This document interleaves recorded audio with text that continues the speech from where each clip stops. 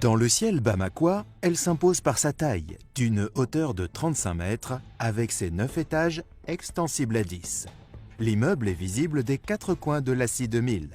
Ce bâtiment futuriste est visiblement en chantier, mais déjà construit dans la tête de son concepteur. Il s'agit du futur siège d'IBI Group, une des réalisations de la société Builders.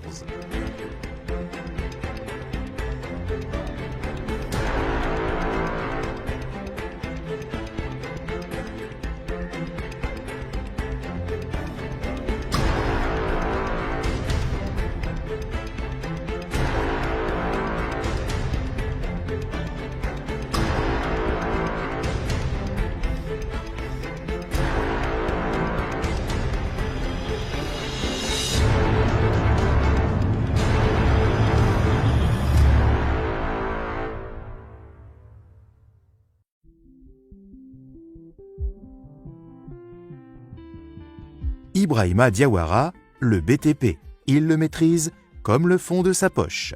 Il est le bulldozer de l'entreprise Builders, spécialisée dans les BTP, l'énergie, le terrassement et l'adduction d'eau, qui est l'une des filiales d'IBI Group.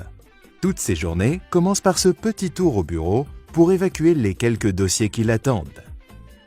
Afin de relever ce défi, chaque seconde compte. Dans son programme, il doit visiter quelques grands chantiers qu'il a décrochés par un appel d'offres international grâce à son expertise. Diawara est une main de fer dans un gant de velours.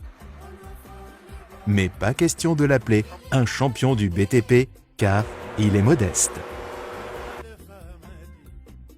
Entre la poursuite des études après le bac et se lancer dans l'entrepreneuriat, le choix est vite fait. Son entreprise a fait ses preuves dans la réalisation des adductions d'eau. La station compacte d'eau de Kabbalah à Kalabankoro en est une illustration éloquente. Ce matin, première escale, Lhassa. Ibrahima Diawara et ses hommes réalisent ici 2 réservoirs d'eau de 5 millions de litres chacun, soit 10 millions de litres au total. Il est regardant sur la qualité des matériaux utilisés. La qualité du béton est extrêmement importante, le dosage du béton. Pour que l'ouvrage puisse tenir et respecter les normes, il faut que la qualité du béton soit impeccable. Extrêmement important de regarder les détails, quand est-ce que ça a été mélangé, quel est le dosage de l'eau, quel est le dosage du ciment, quel est le dosage de sable. C'est extrêmement important pour avoir un bon béton. Après Lhassa, nous enjambons la colline du Point G, où la société travaille d'arrache-pied sur un château d'eau de 500 000 litres sur une hauteur de 22 mètres.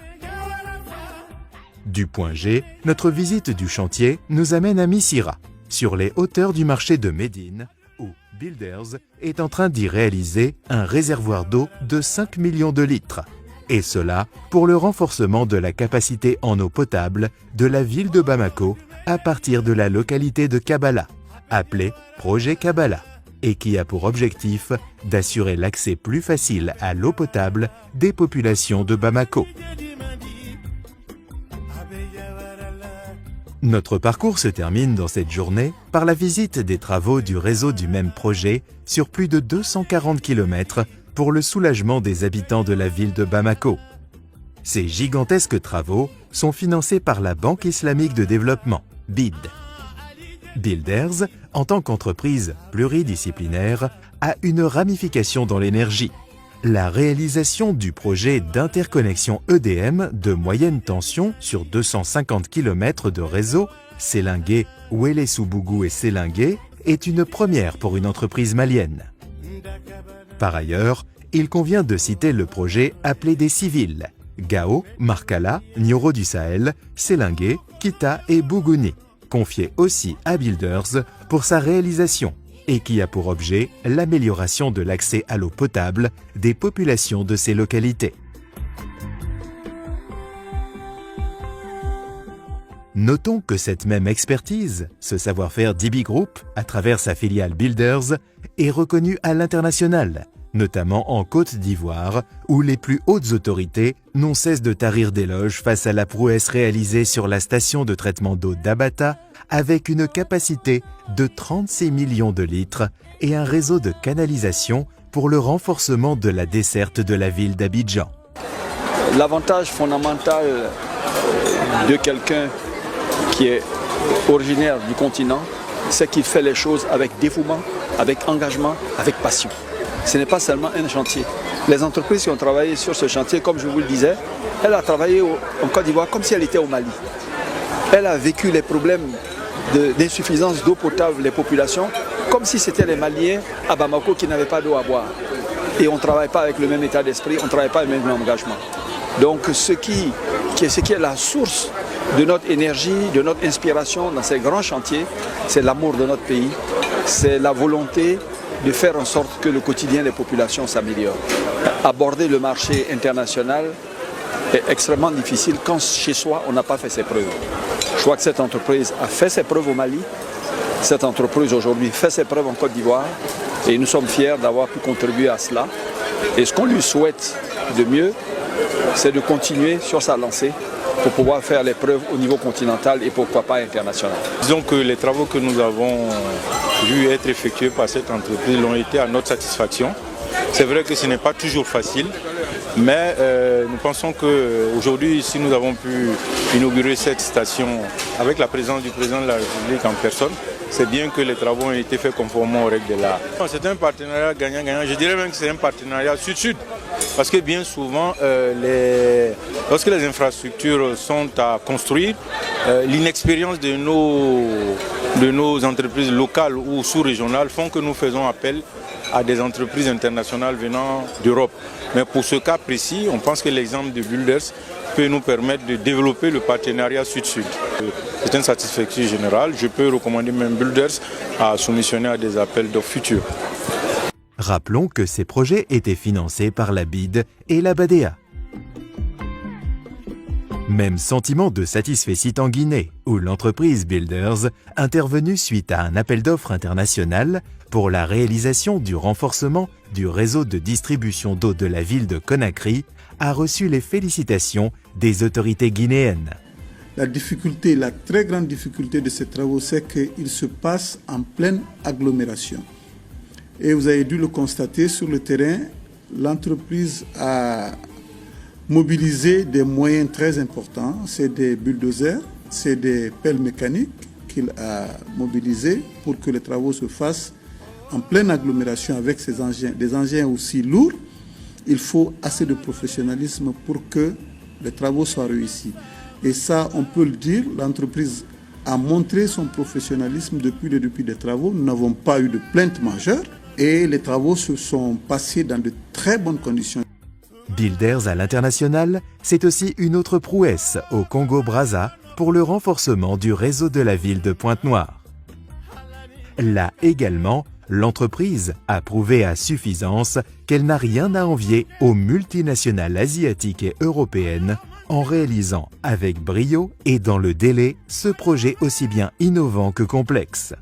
Nous faisons une escale à Zinder, au Niger, où Builders est en plein chantier afin de réaliser un très grand projet de renforcement du réseau d'eau de la ville de Zinder, financé par la Banque mondiale.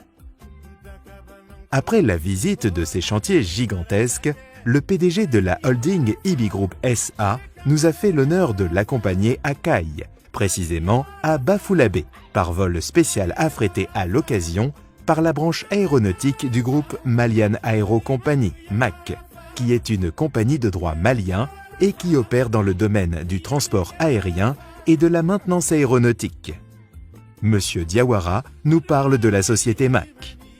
MAC, c'est la filiale du IBI Group qui s'occupe du transport aérien, l'évacuation sanitaire, les vols à la demande, les vols VIP, le transport de métaux précieux, tout ce qui concerne les vols à la demande.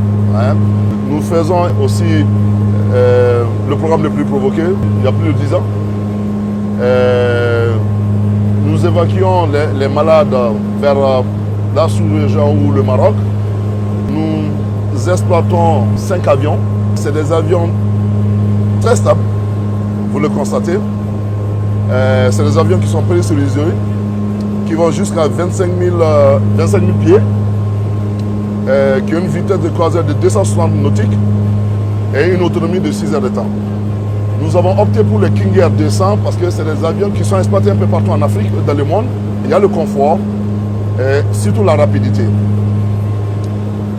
Nous travaillons surtout avec les miniers, avec les VIP, les gens qui veulent se rendre dans les pays de la sous-région, ils peuvent se déplacer facilement, même à l'intérieur du pays. La société existe depuis 2006, donc ça fait 15 ans que nous existons. Arrivés à destination, nous mettons le cap sur la filiale industrielle du groupe Les Usines Stone. Une fierté pour le Mali, d'abord par la qualité des carreaux produits par cette unité, qui est une première en la matière en Afrique de l'Ouest. Nous sommes à Selenkini, à 30 km de la ville de Bafouladé, dans la région de Caille. Nous sommes dans l'usine Stone, notre deuxième usine, qui a commencé la production il y a une dizaine d'années. D'abord, nous faisons du carreau en marbre, 3 mètres, c'est ça que nous appelons les slabs, 3 mètres de long par 1 mètre 25 de large, qui nous permet de faire des carreaux de découper en fonction de la demande de la clientèle, qui nous permet de faire des tables et aussi tout ce qu'on veut comme design, les mosaïques. Voilà, donc ça c'est le marbre. La première usine malienne qui produit et exporte dans la sous-région le carbonate de calcium et de la chaux agricole ou le fameux faranogo pour le bonheur des usines de peinture et des agriculteurs du Mali et de la sous-région. Le carbonate de calcium c'est la matière première pour les usines de peinture. Nous exportons cette matière première au Sénégal. Une grande partie des usines du Sénégal, nous les fournissons. La plupart des usines, je dirais 80% ou 90% des usines au Burkina, c'est nous qui les fournissons en matière première, le carbonate de calcium, et les usines de peinture du Mali. Nous avons la troisième unité qui est la production de la chaux. La chaux vive pour les miniers, la chaux agricole pour les paysans qui permet de corriger l'acidité du sol. Et nous avons commencé aussi l'extension pour faire le ciment-colle. Ici, nous sommes c'est des centaines d'emplois directs et indirects. Quand on construisait cette usine, il n'y avait rien, zéro. Cette usine a jailli, est sortie de terre, et maintenant vous voyez, c'est plusieurs villages qui sont venus s'installer à cause de l'usine. Comme on le dit, quand on exporte le chômage. Quand on importe le chômage. Aujourd'hui, Dieu merci, nous avons la matière première. C'est des centaines de jeunes qui sont fixés, qui restent, qui travaillent localement. Et ça veut dire qu'on a créé de l'emploi. Avant l'usine, il y avait 0 emploi. Mais avec l'usine, c'est des centaines de jeunes qui ont trouvé de l'emploi qui sont restés. L'économie locale tourne. L'économie locale tourne parce que l'argent vient dans l'économie locale. Après cette visite à pas de course, une question nous taraudait l'esprit. Nous avons voulu savoir quel est l'impact socio-économique de l'implantation des usines Stone dans la communauté de Bafouladé. Le maire. Avant l'installation de l'usine, nous vivions dans un état un peu précaire. Économiquement, même les taxes et impôts que nous devons recouvrer en tant que commune, en tant que mairie, on avait des difficultés. On a constaté qu'avec l'arrivée de l'usine, ça amenait des facilités de recouvrement d'impôts. Ensuite, dans l'environnement de l'usine, les travailleurs qui sont essentiellement des travailleurs de chez nous, des ressortissants de la localité, ont eu un changement de vie. Ça veut dire quoi? Au moins, d'abord avoir bien à manger, se soigner un peu, parce que l'usine a intervenu chez nous par rapport, par exemple, à l'installation de la maternité rurale à côté, qui est vers l'usine. Ça, c'est un apport. Ensuite, tant que cette communauté sur place a eu l'occasion d'être employée au niveau de l'usine, automatiquement, ça fait des retombées au niveau de cette communauté. Donc on sent aussitôt le changement de vie au niveau de l'usine. Le maire a également tenu à nous mettre dans les confidences du plus grand projet agricole de la région de Caille, précisément de sa commune à Bafouladé. lancé par Ibi Group à travers sa filiale Diazon. Cela consiste à aménager 10 000 hectares, ce qui permettra d'assurer l'autosuffisance alimentaire de la région de Caille, voire du pays. Diazon, nous l'avons demandé.